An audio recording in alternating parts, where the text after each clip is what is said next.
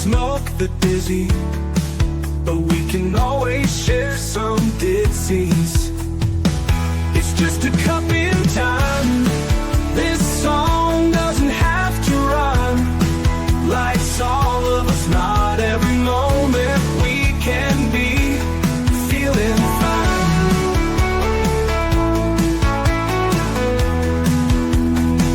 I wanna share a moment, just a second if you will, maybe even a cup of thrill. We could share this performance. It's tea time, come sit with me. Well, welcome guys, Miss Liz in the house. And today we are all the way in Spain. That's right. Our guest is coming in from Spain. Izabela is in the background and we're going to talk about her tea. And her tea today is Unraveling Deep Reflections and Reinvention. That is the tea we are serving in this house today. But before we get started, you guys know how Miss Liz rolls. Get over to all those platforms, Instagram, Facebook, TikTok, LinkedIn, all those good platforms. And check out the podcast apps, Spotify, Podbean, Listen Notes, and check out babyboomers.org because Miss Liz is partnered with them. And you can find also some other incredible podcast hosts on that platform. So let's get started with disclaimer and then a beautiful intro. And then we're going to get Izabela Oquendo in here, and we're going to spill her tea with you guys and share a little bit about her book and her story as well. Disclaimer for Miss Liz's Tea Time live show. Miss Liz's Tea Time is a global platform dedicating to sharing real life stories, diverse perspectives, and meaningful conversations that inspire awareness, healing, and connection. I'm Miss Liz is going live using StreamYard. Before leaving a comment during the live broadcast, please grant StreamYard permission to display your name at StreamYard.com. Please be advised that all the content brought forward during any Tea Time show is presented in good faith. However, discussions may include opinions, beliefs, and perspectives that do not necessarily represent the views of Miss Liz or the Tea Time platform.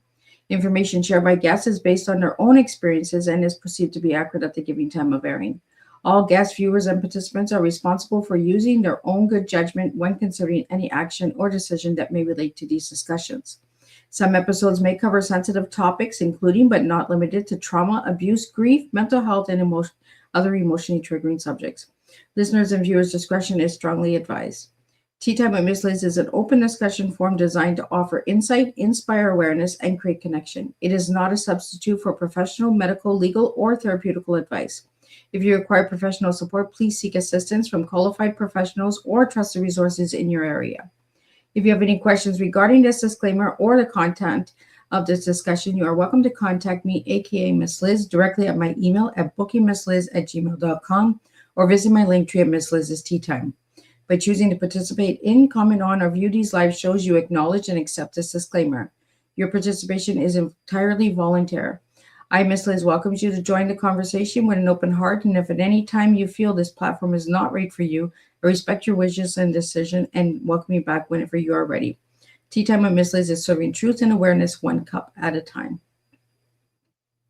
Well, welcome to Tea Time with Miss Liz, where we don't just share stories, we explore the moments that change the directions of our lives. Today's guest brings us a conversation that asks a powerful question. What if the life you built wasn't the life you were meant to live? Please join me in welcoming Izabela Oquendo, author, somatic therapist, and founder of the Mindful Waypoint. Izabela's journey is one of deep transformation after experiencing personal loss and major life shifts. She made a bold decision to let go of everything familiar, travel across the United States with her family, and rebuild a new life in Spain, rooted in alignment and truth. From that journey came her work and her book, The Opposite of Empty, where she shares her purpose activation blueprint, guiding others to reconnect with themselves and step into a life that feels real, intentional, and fulfilling. Her tea speaks to the journey, unraveling, deep reflections, and reinvention. So grab your cup and lean in. Today's tea time is about letting you go, realigning, and having the courage to rebuild your life from the inside out. Let me get Izabela in here and let's spill some tea. Welcome, Izabela. Thank you. Thanks for having me. It is a pleasure to have you, and it is a pleasure to travel all the way to Spain in my good old chair here. Yes, love it. Welcome to Spain. Well, Izabela, tell us a little bit about yourself, who you were as a little girl and who you are now. Well, I am the child of immigrants. My parents came to the US from Poland in 1987. So that was during some times of extreme distress in Poland. There was, Soviet occupation, communism, rationing. My parents went through all of that. So they left Poland to build a better life for themselves and for the future me. I wasn't born yet. And, growing up, I'm an only child. So that was a challenge because my parents didn't speak English. So it was a lot of the translations fell on me. And I remember being 6 years old, translating for my dad at the bank and things like that, so there were definitely some challenges growing up, but I think it forced me to be very independent. And, I think I really, I owe who I am to those experiences for sure. And then I grew up and I've become kind of a no BS type of person. I'm not really one to settle. When something displeases me, I act on it pretty quickly. And that's how I ended up in Spain. I like it. The no BS girl. That is my type of tea right there. Life is so complicated. Let's just not have any BS in it, right? Right, exactly. Well, let's talk a little bit about your book and your journey to Spain. How did it all begin? Because I believe you sold everything and traveled in an RV, correct? Yeah, so my story kind of starts in 2023. Before that, I guess a little bit before that, I had some personal issues. My closest friendships fell apart, and I came to a point in my life where I had two. Well, one of them was a baby, like a newborn, and then I had my daughter, who was, I think, 2 or 3 at the time, and it was just a really lonely period in my life. And then in 2023, my father passed away. He got sick in 2022. And I, again, only child, we had no family around. It was just me and my mom. I was his primary caregiver. And so I went through 9 excruciating months of him doing a very steep decline very quickly. That was the most challenging time in my life. And, after he passed away, I kind of did an inventory of my life and where I was and what I wanted to accomplish and whatnot. And let me backtrack a second, because while he was sick, this was like the darkest time in my life ever. And I was searching for ways to kind of cope with all of the stress and everything that was going on. What I ended up doing is discovering mindfulness meditation. And that really changed how I handle stress and how I respond to my environment in general. I started doing a lot of journaling at the time too. And that's kind of when I started doing an inventory of what makes me happy, what makes me stressed, what my goals are in life. And I just really got true with myself. And, there was really at that point, my father had died and my mom wanted to move back to Poland at that point. She had some family issues that she needed to take care of too. And, my husband and I kind of looked at each other like, what's left for us here? Nothing really. His family wasn't nearby either. So, one day we were driving on the highway and we were driving past an RV and we kind of looked at each other. That'd be kind of cool to travel in an RV.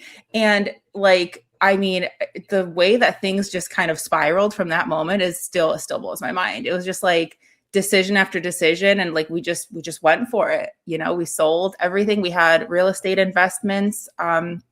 We sold all of that. We sold our house. We sold everything in it. We sold our cars. And it was amazing. We bought a 40-foot RV. We packed it with everything we owned at that point, after minimizing pretty much down to nothing. And we hit the road for 6 months. So that was a really amazing experience.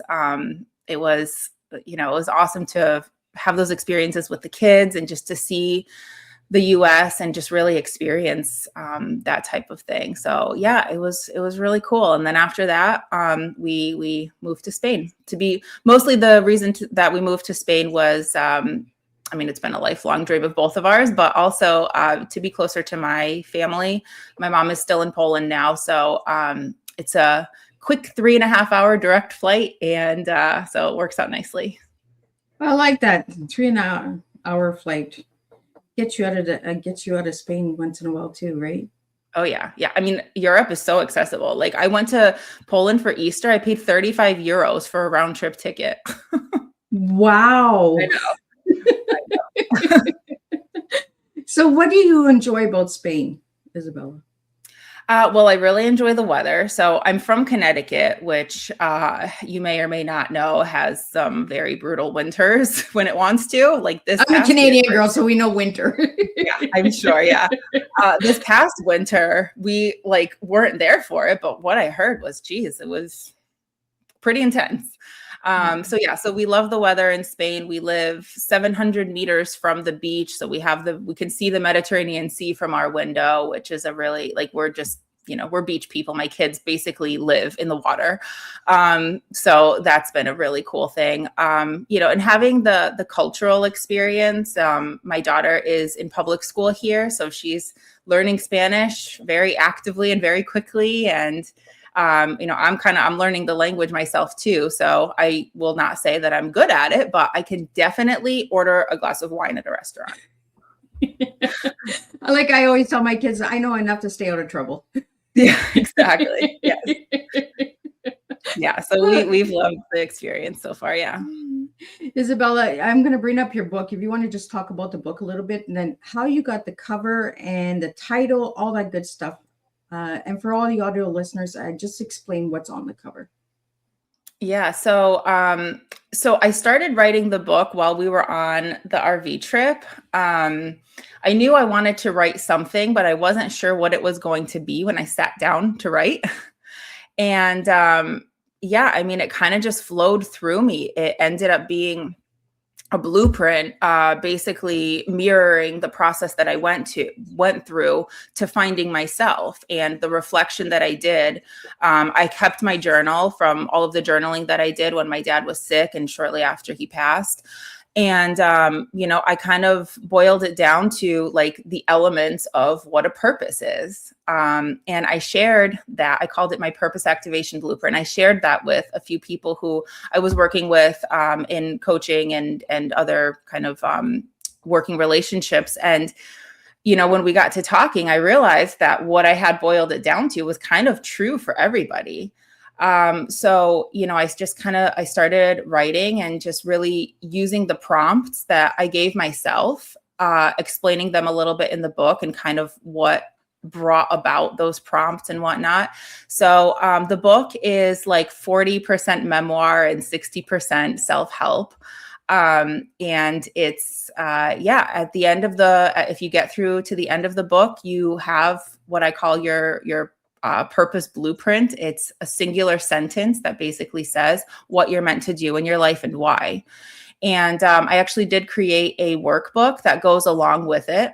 It's available on Amazon as well. So it's basically everything, all of the prompt in the book kind of narrowed down with space to write and a little introduction to each section and whatnot. So it's not as robust as the book, but it has all of the prompts and everything. So it's a nice place to kind of answer the questions and keep it all in one place.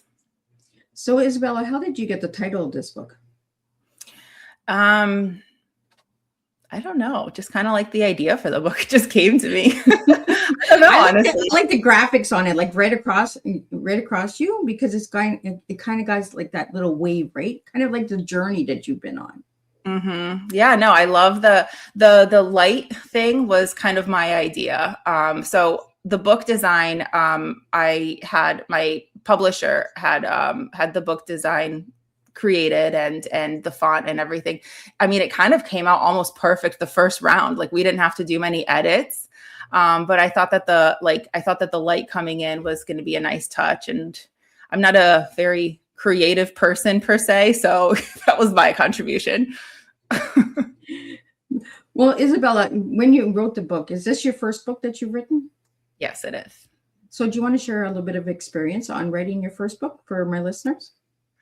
Sure. So, I started the process in August of 2024, and I had probably I don't know, 75% of the book written when I started thinking seriously about publishing it. It was going to be kind of like a long timeline. I was like, yeah, maybe someday it'll get published. I still have to work on it.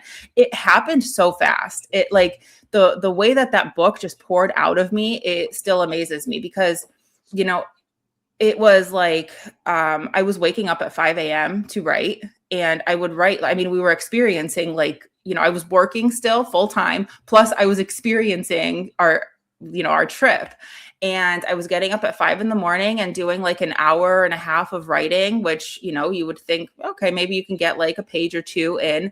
And somehow it just came together as a book. It was really amazing. I think once you're aligned with that goal and once you're actually taking action on it, it just boom, boom, boom, it just flows. So yeah, then in December, when I had a good chunk of the book written, I started thinking about the publishing process, and I connected with the publisher that I ended up hiring. And it was just one of those like weird, like coincidental moments. I was like, I don't know, in the middle of Arizona somewhere, and she lives in Denver. And it turned out we grew up like one town over from each other in Connecticut. It was like amazing. Wow. Yeah. I had no idea she was from Connecticut. So yeah, so we got to talking, and Landon Hill Press is a hybrid publishing company. So I own the copyright to my book fully. So I don't owe anybody any royalties or anything. I mean, other than Amazon, because they print the book. But yeah, so I own the copyright fully, but Landon Hill Press provided kind of the coordination of every step of the process. So the editing and the cover. We did a whole photo shoot for the cover. There was some coaching involved. I had a writing coach and things like that. So it was kind of like, it was a full service experience, but the end result is that everything is mine. And how did it feel to become bestseller? It was amazing, honestly. So, you know, we kind of like, that was our goal, obviously. And, so we were like working really hard towards it. And, you know, I was told that like, if you don't hit bestseller within like the first 2 days of the book being released, like it probably won't happen. And I don't know if it's the time difference, because I published the book when I was already in Spain. I don't know if it was the time difference or what, but I went to bed on the second day and I was in like the number 2 position for a few spots. And I remember calling my friend and I was like, well, I guess bestseller is just not in the cards for me. You know, maybe I should rethink everything I'm doing. I mean, that's really dramatic for being number 2, right? And yeah, I went to bed and I woke up to like 100 text messages and like, you know, and it hit the number 1 spot in multiple categories over my night, which was, you know, daytime. Well, it was evening time in the States. So it was amazing. It was a great feeling. And, I called my friend back and I was like, let me backtrack everything I just said to you last night. Let's forget I said that. You put it into the universe. So the universe is like, I'm going to prove this girl wrong. Like, I'm just going to, she's just going to go to bed and wake up and boom, it's going to happen. Yeah. What category really surprised you the most that your book landed in? I think so it was like the subcategories were, the family one was the one I think that I was like, yes, I talk about family and whatnot. But I guess it goes based on like, the ratings go based on like who the people are that are buying the book and reviewing it. So there's like this whole algorithm for their behaviors, and like they have like a profile. So I guess people with families were ones that tended to buy my book. So that was an interesting category to get number 1 in.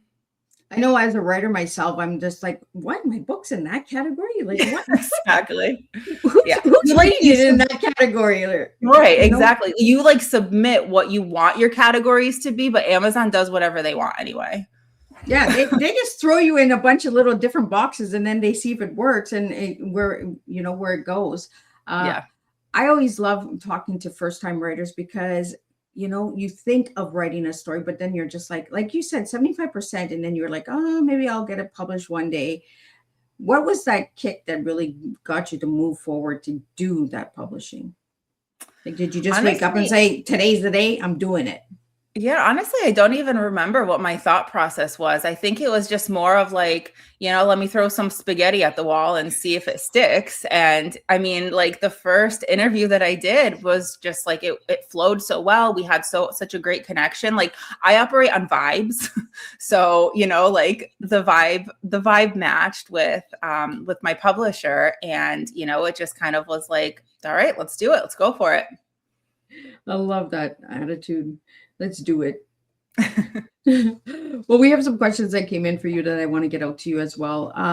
The first one that I have that came in is, you describe your journey as unraveling, reflection, and reinvention. What did the unraveling look like for you? Well, it was a really big, just like cathartic experience of, figuring out who I am at the core, how I operate, and why I operate that way.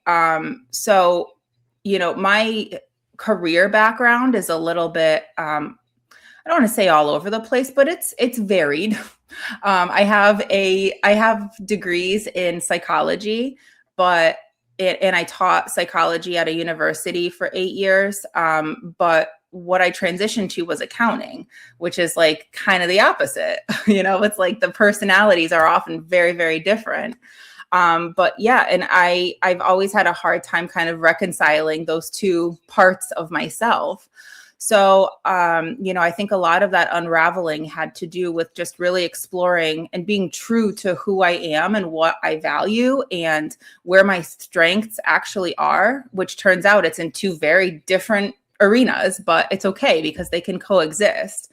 So I think that was that was a big part of the process, is just, accepting that there are two parts of me that will always continue to coexist. One will always take the center stage while the other one hangs back, but they switch places often.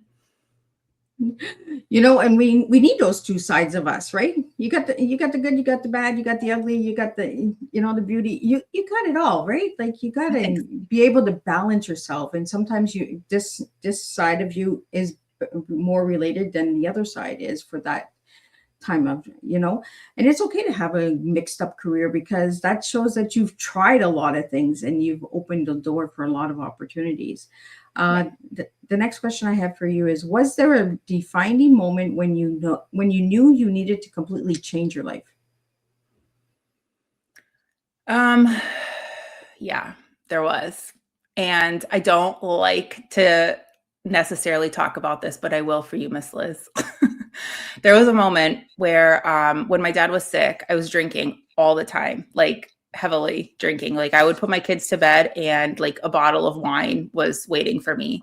And there was one night where I was alone and I was just like crying, and I was watching the tears just like drop into my glass of wine. And I was like, yeah, it's probably a problem. I think that there's other better ways to handle this. And the real, that's when I started kind of like thinking about, okay, I need to change something. But the real turning point was my daughter woke up one night from a bad dream, and I went to go lay down with her, and I had been drinking my bottle of wine, and I lay down with her, and she goes, "Mama, you stink." And I was just like, yeah, I do. And that was the day. The next day I was like, okay, tomorrow I'm going to be sober. Tomorrow I'm not going to touch any alcohol. The next day I was like, okay, I got some really good sleep last night. Like I started kind of like things were clarifying. And, I did it again and again. And that's when I started my morning routine. So I was looking for, now that I don't have the wine to turn to at night, I'm like, okay, what do I do for stress relief? That's when I discovered mindfulness, and I started waking up at 5 a.m. and doing some meditation. And I brought that meditation, or I brought the mindfulness out of my meditation sessions and into my like daily life. I started practicing like daily mindfulness. And it really helped to clear my mind and to really, I guess, just have control over my thoughts and my situation. So when I was dealing with, very difficult decisions that I had to make on my dad's behalf, it was like, okay, I can listen to what's going on in the moment, and I can make that decision from a place of clarity, not from, oh, what's going to happen if this procedure goes wrong? Where's this going to lead to? Like, I was just in the moment, what's best for him right now, what decision will help facilitate the next step. And it was just, having that clarity and just living constantly in the moment really helped to help make those difficult decisions. By sharing that, Izabela, with me, I understand the title of your book now, The Opposite of Empty, right? The loss of a parent, and the loss of yourself, because you're in that moment, and your book is called The Opposite of Empty. You were empty, but you're the opposite. You're full. Yeah. So now I get the title. Now I get it. So all my listeners out there, Miss Liz gets the title. I love it. The first line in the book is the opposite of empty is full. And I wrote that after I finished the book. And I get it now because, by sharing that, and thank you for sharing that, because, you didn't have to, but you chose to. And I really appreciate that. And I appreciate when my guests open that door for me and share a little deeper, because then we understand a little bit more. And I was trying to understand the opposite of empty. And as you were sharing that, I was just like, I got it. Because grief takes us down a path that we're lost. And thank you for sharing that. And kids, they snap us out of our crazy, stupid choices sometimes. And the littlest thing they'll say to us, and they'll be like, you know what? You're right. Yeah. They call us out. Right? If you want to know the truth, ask a 3-year-old or anybody, and like a child, right? They're going to tell you the truth because they don't have to hide it. Yes, exactly. Yep. Yep. Another question I have for you here is selling everything and traveling in an RV, a bold move. What did that experience teach you about yourself? Well, it really taught me that I don't need stuff. So, when we sold our house, oh my goodness, that process, that undid me, because we've accumulated stuff over so much time, from me moving out of my parents' house to moving in with my husband, who was my boyfriend then, and to then we bought a house together. So everything went with us there. So it was just like constantly bringing stuff with us from place to place and adding more to it, and in the house that we left, we had so much furniture. We had like a formal living room and a dining room that in our downstairs that we used to call the other side, and nobody was like allowed to play there and stuff. And I was like, what the heck is that for? Like, and like we only like passed through there to access the stairs to get upstairs, and it was just like constant like cleaning, and it was just like, why do we have all that? What's the point?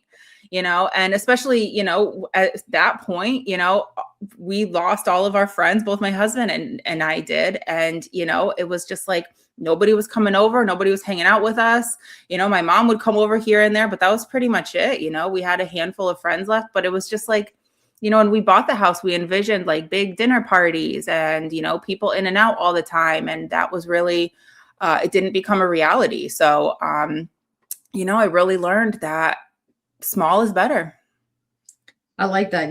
Small and less is more.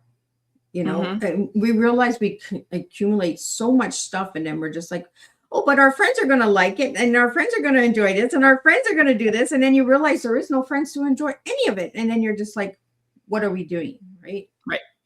Yeah. The next question that came in for you is, how did the journey shape the person you are today?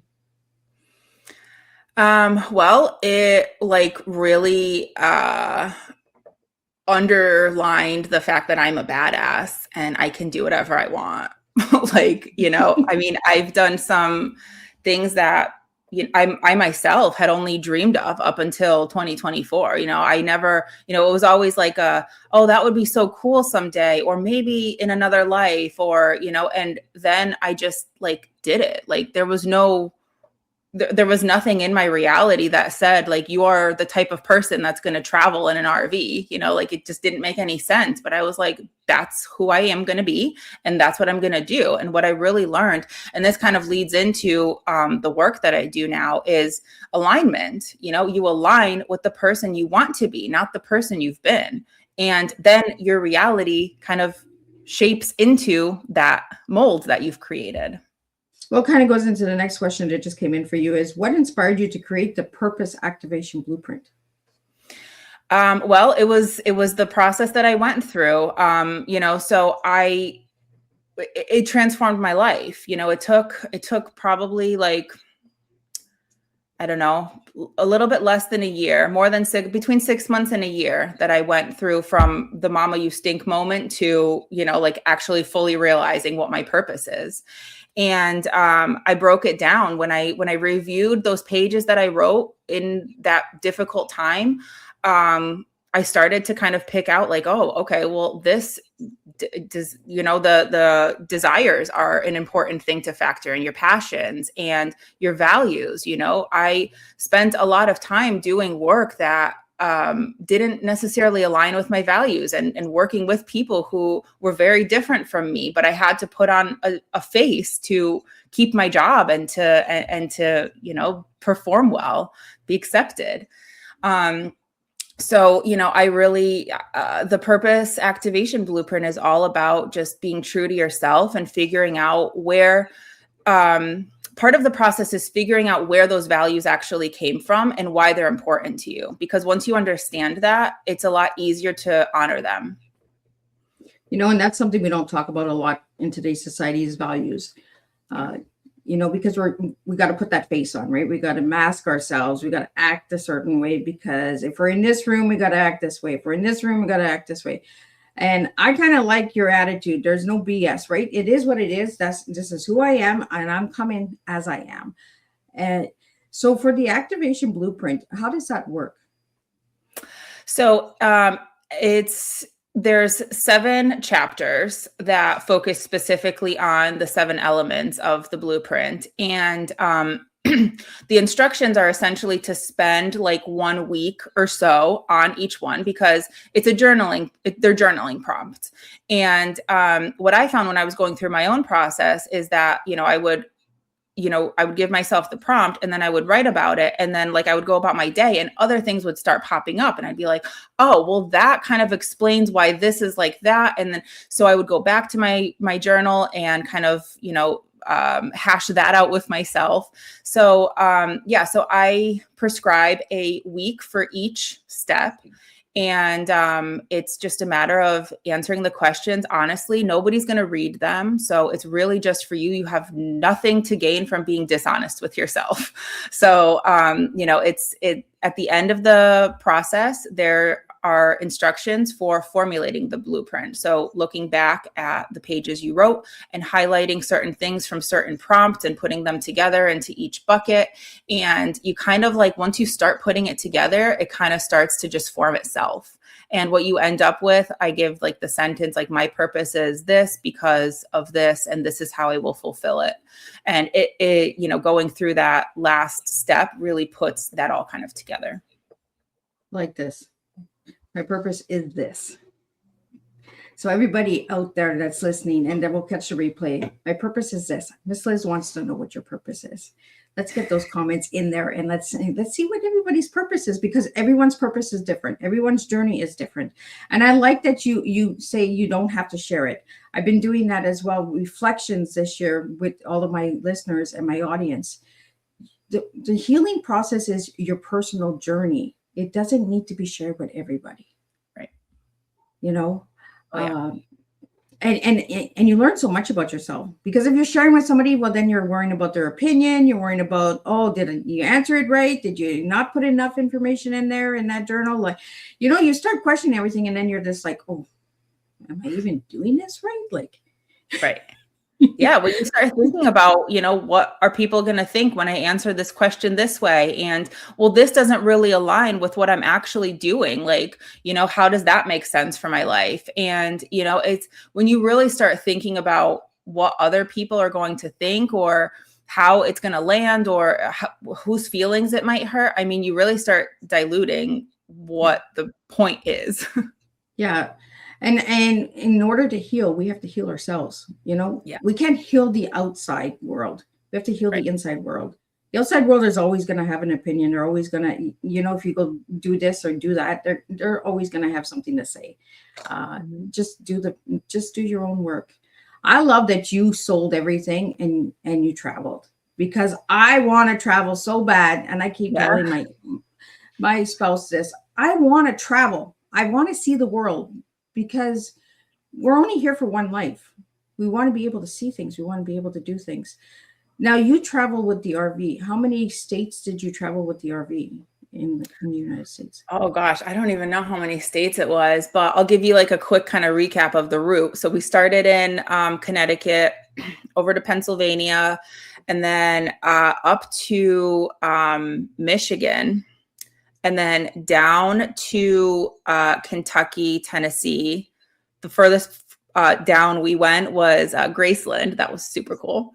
And then we started scooting over to the Ozarks, and then South Dakota, Montana, Washington State, Oregon, California, Nevada, Arizona, and then across. We did New Mexico, Texas, Louisiana, a little bit of Alabama, and then we ended the trip in Florida. So, we were basically chasing the heat, because we left in July. So like it was warm in the north in July. And then when it started getting cooler, we started going down further south. So we ended celebrating New Year's 2025 in Daytona Beach. We did Christmas in the Florida Keys. So, so I mean, like I mentioned in the beginning, the warm weather is a big factor for us. So that was like definitely a major highlight of the trip, as we were constantly in nice weather. So did you have like a big map and you were putting all the pins like where you were going there? Have you done that? So we had a like very loose plan, and we were planning like 3 weeks in advance, and booking campsites and whatnot like 3 weeks in advance. So we knew like the major things we wanted to hit, and we had like kind of a loose trajectory. But like Graceland, for example, was a last minute decision. So, we were like, we're already in Tennessee. Like, what if we could just like spend a night in Memphis and, just get that in. And so we changed a reservation and whatever was our next spot, and we made it happen. Another cool thing that we were able to do timing wise was my husband and I got married in Vegas at the Little White Chapel in 2015. So on our 9-year anniversary, we renewed our vows on the same day in the Little White Chapel with our kids there. So that was a really cool thing we were able to do. Oh, I love it. Vegas, right? That's the best way to get married. Yeah, we had nobody there. It was just us. The photographer signed our marriage certificate as a witness. Like, it was exactly how we wanted it. We have a question that came in from Uganda for you. What do you do when your perfect life starts to feel like a cage? Oh, that happened to me, actually. That was literally, what set things in motion for me, because, I had accomplished everything I wanted. I had what I would describe as my dream home. I had my dream car. I was doing well with my work. But what I found was that, I was paying a ton of money to maintain that damn car and damn house. And, I was spending all my time working. I worked from home, which was another kind of like dream life thing for me, which I was able to accomplish. But my office was in my basement. So I was just like stuck in my basement for 10 hours a day. And like, I could hear my kids playing upstairs, and, my mom would come over to babysit and whatnot. And it was just like, it got to a point where, it felt like a cage. I was working my butt off for, to maintain all these things that were supposedly my dream. But it started to not feel so good anymore, because, what really broke me was the weight of my circumstances. Before that, it was like, am I super happy? No, but I have the nice things, right? So it's fine, I guess, because I was still under that shroud of like, believing that that's my dream life. But when something major happens, it's like the catalyst for, just like seeing your reality and being like, okay, here are the holes. these are the things that are keeping me trapped, and that's when I started to just kind of reevaluate. So, yeah, to answer the question, what you do when life starts to feel like a cage is you start going inward. You start the introspection process, and you start thinking about what matters to me and why, and building your life around the things that matter. Where can you downsize? Where can you start opening that cage? Where's the lock? Start picking the lock, or start finding the hole that you can shimmy yourself through, and figure out, what it is that you truly want to do. And sometimes that means giving up everything as I did. But it doesn't have to be that dramatic either. Yeah. And I'm so glad that you're sharing that, Izabela, because so many people think that the materialistic things are going to make us happy, right? But all it does is actually drown us into a cage, like you said, like damn house, damn car, because you're just working to pay all of this stuff and you're not enjoying it. It's taking the joy out of you just to have pretty things. We have a comment here again. I just want to get it out. Izabela's journey is a powerful reminder that if adversity isn't just something to survive, it's an opportunity to rebuild a life that actually fits who you are. I want to get into how you came up with the name for the waypoint. The mindful waypoint. Yes. Yes, a mindful waypoint. I had just blanked out right out there. So heck, what am I trying to say here? The mindful waypoint. How did you come with the name? How did it come to you? Well, mindful comes from, my mindfulness journey. And that's really like the catalyst for all of the change. Honestly, mindfulness meditation is what changed my life. And a waypoint is a stop on a journey. And, my journey was all started because of mindfulness. And I call myself the mindful wayfarer, because a wayfarer is kind of the person who takes the journey and, guides others through the journey and whatnot. So in my work, I'm the wayfarer, because I'm here to guide people on their journeys. And, and I always tell people, your transformation doesn't have to be as dramatic as mine. You don't have to sell everything and move to Spain, it's just a matter of, the process is the same, but the outcome is different for everybody. Well, it's like the personal journey, right? Everybody get an RV, sell everything, and let's just travel and see where it takes you. It might not take you to Spain. It might take you to a different country. I think the RV is definitely like a requirement. I've been saying that. And I think it's a good way to travel, because your home is traveling with you. Oh, it was amazing. I mean, it was so cool. Like, we would be homesick for the RV. Like, if we were out all day, we would be homesick to get back to the RV. Right? We have a question here. How can someone start reconnecting with their true self? Well, it's that introspection process that needs to be done. So, for me, again, the catalyst was the mindfulness meditation, but the discovery happened in my journaling process. So I think everybody processes differently. Journaling isn't going to work for every single person, but I guess the first step would be to figure out what type of introspective process will work best for you. How do you think? How do you analyze? For some people, it's art. For some people, it's actually, weirdly, I've been talking a lot with about this process with ChatGPT, and AI is oftentimes like a reflection. It's a mirror for our thoughts. So, I've been playing around with programming my journaling prompts into AI, and kind of like having the AI integrate the responses and, help to guide the reflective process. So I'm thinking about releasing something like that as like a course or something like that. Yeah, I mean, you just really have to figure out what it is that works for you. But it needs to start with the questions. You need to start asking yourself who you are, why you are that way, and what type of life you're looking to build. Absolutely. And we have a comment here. Incredible story of courage and transformation. We have another question here for you as well. Is how do you handle fear during big life changes? Oh, yes. There's a whole section in my book about fear because this was a big thing for me. So, fear at the end of the day is just uncertainty. The chapter on fear was my longest chapter because I really dove deep and I analyzed the different types of fear and what they mean and where they come from. But essentially, everybody is going to process fear differently. It depends on your personality type. Some people, for me, for example, like I'm the opposite of a people pleaser. So, like the fear of letting people down just doesn't occur to me.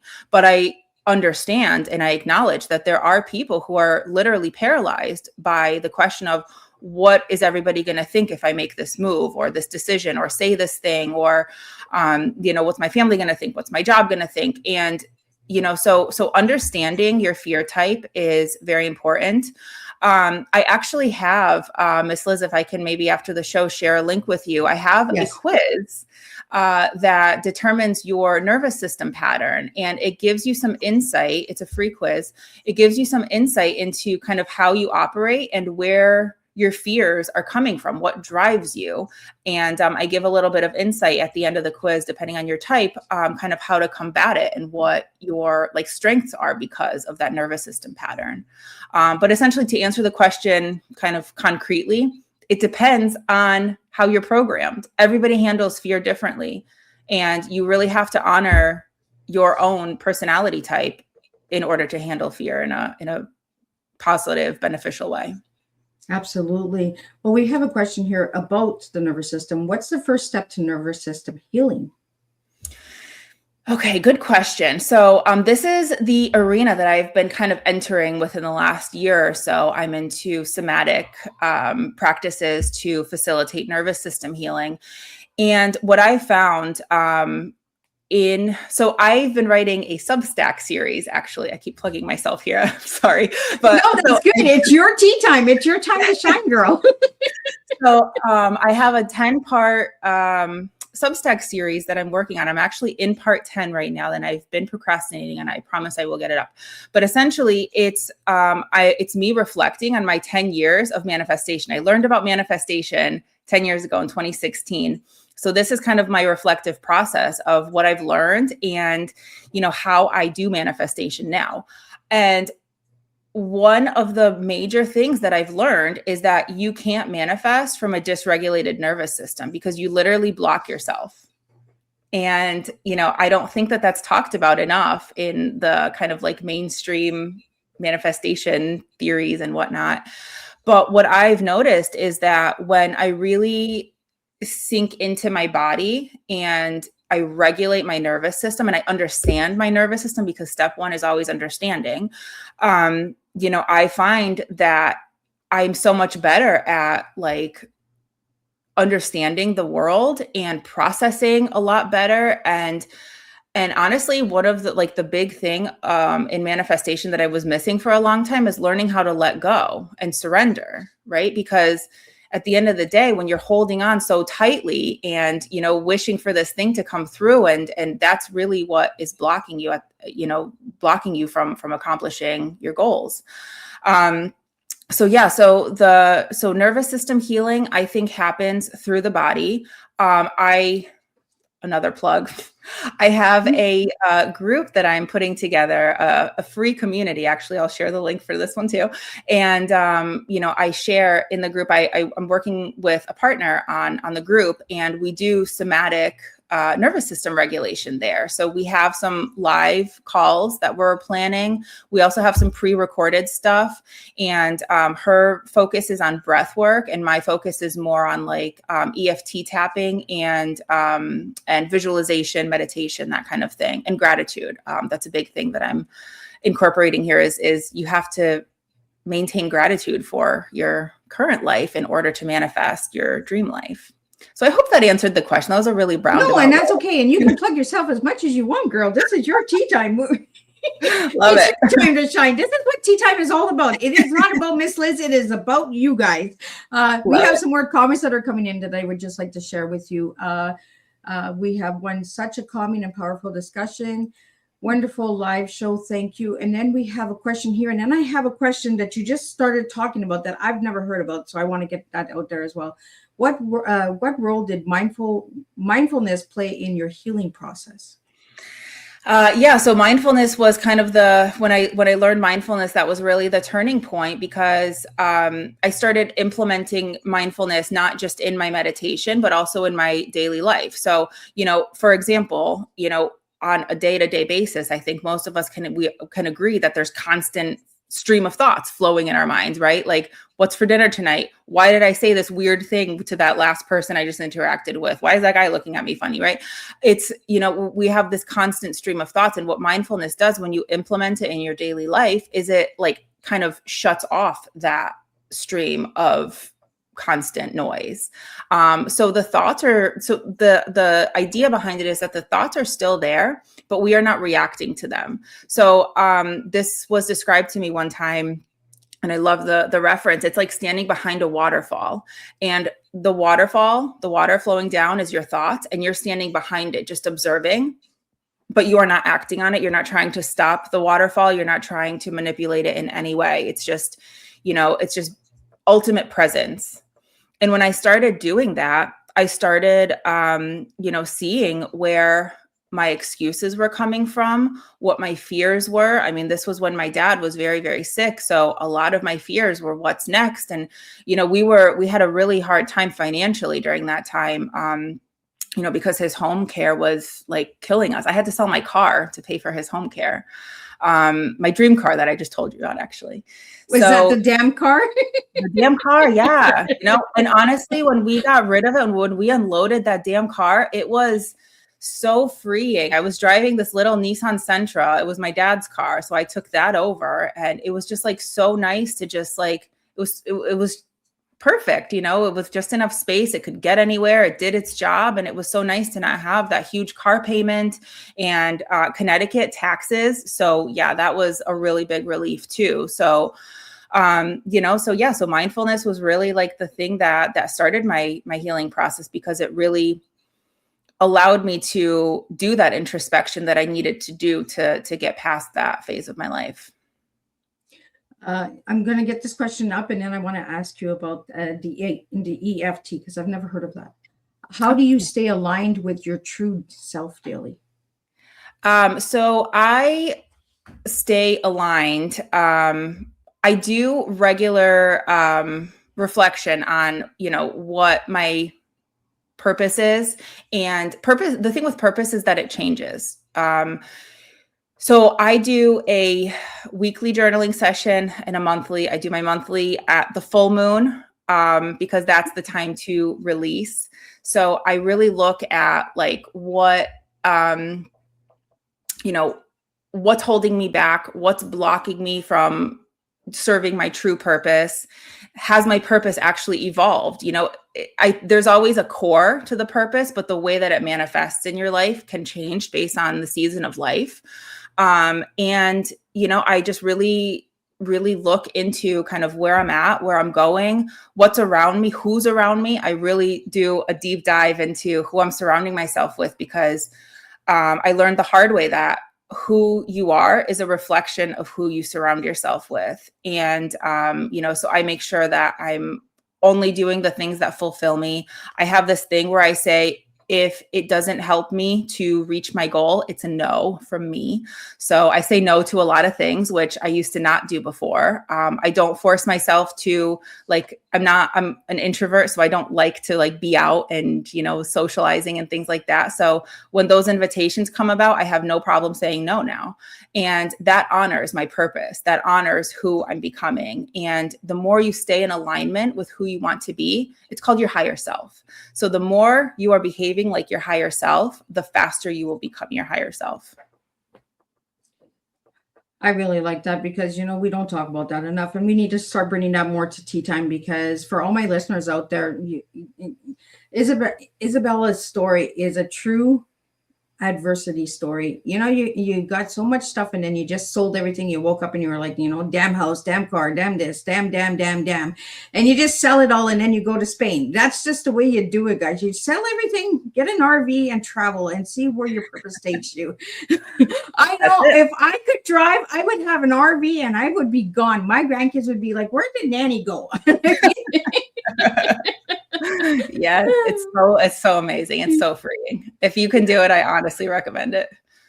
Izabela, I want to talk to you about that EFT before we wrap up. I've never heard of it. What is that EFT tapping? Oh, lovely. So it stands for Emotional Freedom Technique tapping. And what it is, so you tap on the body's meridian points. So like you start at the crown, you tap above your eyebrows, side of your eye. So you work through the body's meridian points. And what it's doing is and while you're doing that, you're either listening to something that is beneficial to like what you're feeding your subconscious, or you're repeating things that will benefit you. So I know we're limited on time here, so I'm not going to go into the whole spiel on what the subconscious is, but essentially it's a collection of all of your experiences, everything everything you've ever heard about your abilities, your capacity. It's all of that. And it's what kind of holds you back from accomplishing the things that you want, because there's like your subconscious puts a limit on what you believe you can accomplish. So what EFT does is when you're tapping on the meridian points, it kind of like speaks directly to the subconscious. So it's our chance to reprogram some of those limiting beliefs.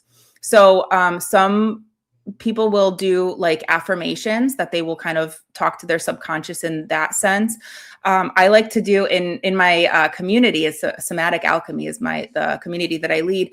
I like to do a like silly story EFT. So there's like a message built into the story, but the subconscious is a very like primal being, I guess. I mean, it's not a being, but it's like, it operates the best on very simplistic input. So I like to tell this like silly story that has like a lesson or like a reflection built in about abundance or about capacity or a limiting belief that we're trying to reprogram. And it's kind of like talking to a kid. So, I tell stories about like aliens and farm animals and things like that. And it's really cool because it really opens the subconscious to receiving the message in a roundabout way. So rather than telling your subconscious, like, I am worthy of this, of money, of success, of love, whatever it is, you're telling this story so the subconscious absorbs it in a different, more potent way. Oh, that's cool. And I like silly stories. I like aliens and animal. What's your favorite animal there, Izabela? My favorite animal. I told us I went last time I did this. It was about farm animals, and the horse was the hero. So I guess I like horses. She's a horse girl. Yeah. I'm going to just pull up your book if you want to tell everybody where they can grab the book, and spell out your website for all the audio listeners out there, and give me a final message of what you would like all the listeners to know. Sure. So my book is available on Amazon. Both the book and the workbook are available on Amazon. They're linked to each other on the pages. The book is called The Opposite of Empty. And my website is themindfulwaypoint.com. So that's THEMINDFULWAYPOINT.com. And that was helpful that you have it spelled out on the screen because a lot of letters. I try to help you guys out. Perfect. So I'm hopeful that Miss Liz will share my links after the recording of the video, and I welcome all the listeners to partake in the quiz to find out your nervous system pattern. Join my Somatic Alchemy community. We host it on School, and pick up the book. I think I've heard good reviews. I think that I think I'm onto something, and I'm going to transform the idea into more of like a course with the AI integration that I was talking about earlier and things like that. So I'm excited for what's to come, and stay tuned. There's a lot that is coming about. And my last message for your listeners, Miss Liz, just effing do it. If it's on your mind, it's on your mind for a reason. Overcome the excuses, figure out what it is that is holding you back, get over it, and do the damn thing. I love it. That's the best message I've had for the last message for my listeners. Just F and do it. Yeah. Well, I want to thank everybody for joining in, bringing in your comments and your support, and tuning into Tea Time, because I could not do this without all of you guys. So I'm just going to do a quick recap of what today's Tea Time was.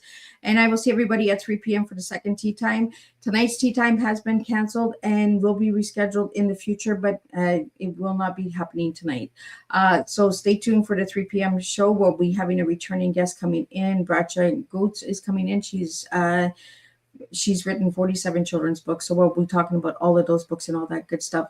But today's Tea Time was what a deeply honest and transformational conversation. Izabela, thank you for sharing your journey so openly. You reminded us that sometimes the hardest moments in life are not endings. They are invitations to begin again in a way that is more aligned with who we truly are. This afternoon, we were reminded that letting go is not failure. It is space to reflect, to reconnect, and to rebuild something more meaningful. Your work shows us that transformation is not about becoming someone new. It's about returning to who we were always been, underneath the expectations, the roles, and the noise. Here is something to carry with you after this tea time. What part of your life are you holding on to that no longer aligns with who you are becoming? Because sometimes the most powerful things you can do is giving yourself permission to begin again. Until our next cup, keep sharing, keep reflecting, keep realigning, and keep choosing the life that feels true to you. And we'll see you at 3 p.m. and we'll do this all over again. Thank you.